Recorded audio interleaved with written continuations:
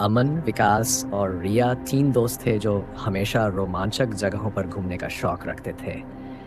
एक दिन उन्होंने तय किया कि वे शहर के बाहर स्थित एक पुरानी हवेली को एक्सप्लोर करेंगे, जिसके बारे में कहा जाता था कि वह भूतिया है। शहर के बुजुर्ग बताते थे कि यह हवेली 80 साल पहले एक रईस आदमी की थी। उसके मरने के बाद से वहाँ अजीब घटनाएं होने लगीं।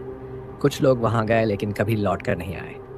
हवेली की खौफनाक कहानियों ने लोगों को वहाँ जाने से रोक दिया था, लेकिन ये कहानियाँ अमन, विकास और रिया को और भी ज़्यादा आकर्षित कर रही थी। उस शाम तीनों ने अपने बैग पैक किए और हवेली की ओर निकल पड़े।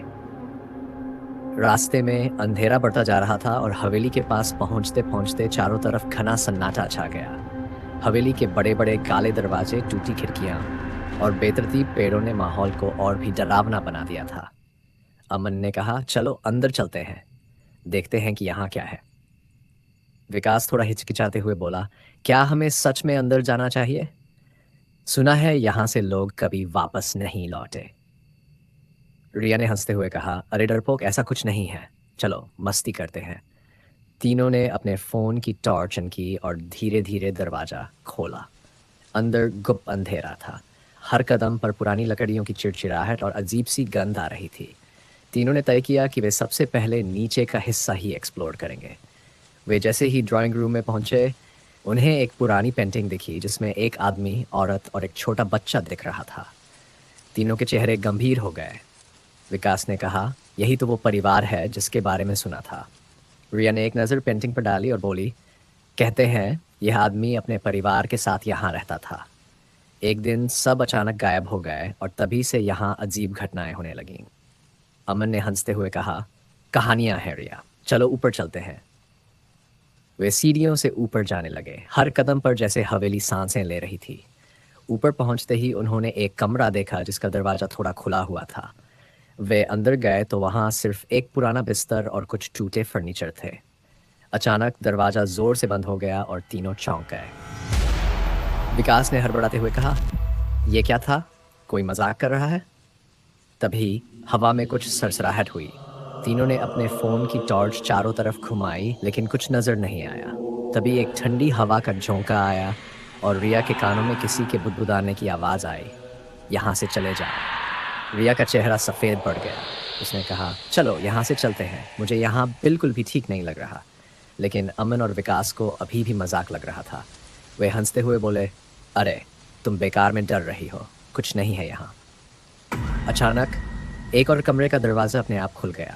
अंदर गुप्त अंधेरा था। अमन ने टॉर्च लगाई और देखा कि वहाँ एक पुरानी अलमारी थी।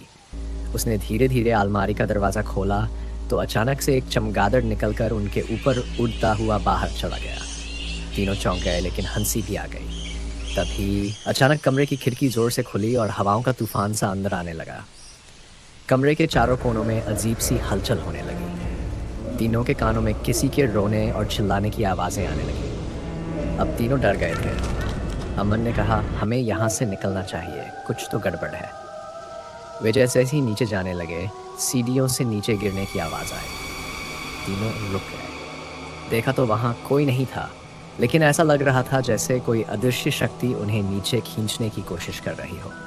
वे तेज़ी से नीचे की ओर भागे।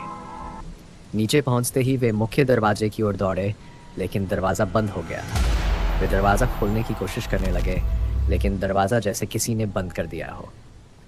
तभी रिया की नज़र ड्राइंग रूम की पेंटिंग पर गई। पेंटिंग में अब वह बच्चा नहीं था। वह नीचे फर्श पर बैठा हुआ था, जैसे रो रहा हो। तीनों ने एक दूसरे की ओर देखा और समझ गए कि ये जगह सच में भूतिया है।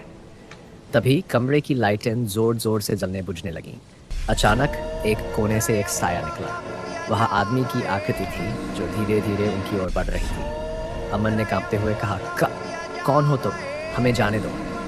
वह साया बोला, तुम्हें यहाँ नहीं आना चाहिए था, ये हवेली हमारी है, हमें चैन से सोने दो। फिर एक और साया प्रकट हुआ। वह औरत की आकृति थी जो उस आदमी की ओर देख रही थी। उसने कहा, हमने यहाँ बहुत कष्ट सहे हैं, अब तुम जाओ, वरना तुम्हारी भी वही हालत होगी जो उन लोगों की हुई थी जो यहाँ आए थे। तीनों दोस्त कांप रहे थे। वे समझ नहीं पा रहे थे कि क्या करें। तभी रिया ने साहस जुटाते हुए कहा, हम सिर्फ एक्सप्लोर करने आए थे, हमें माफ़ कर दो, हम जा रहे हैं, कृपया हमें जाने दो। वह औरत के साये ने धीरे-धीरे सिर हिलाया और दरवाजे की ओर इशारा किया। अचानक दरवाज़ा अपने आप खुल गया। तीनों ने बिना वक़्त गँवाए वहाँ से दौड़ लगाई और हवेली से बाहर निकल आए। बाहर आकर उन्होंने पीछे मुड़कर देखा तो हवेली अंधेरे में डूबी हुई थी, जैसे कुछ हुआ ही न हो। तीनों ने एक दूसरे की ओर देखा और समझ गए कि ये अनुभव हमेशा के लिए उनके दिमाग में छप गया है। वे बिना कुछ कहे गाड़ी में बैठे और तेजी से वहां से निकल गए। उस रात वे तीनों सो नहीं पाए। हवेली के भूतिया साए, वे आवाजें और पेंटिंग में दिखा वह बच्चा उनके जहन में बस गया था। इसके बाद वे कभी भी ऐसी जगह एक्सप्लोर करने नहीं गए। हवेली की कहानियां सच थीं और उन्होंने एक खौफनाक अनुभव के बाद यह सीख ली कि कुछ जगहें ऐसी होती हैं जिन्हें छेड़ना नहीं चाहिए।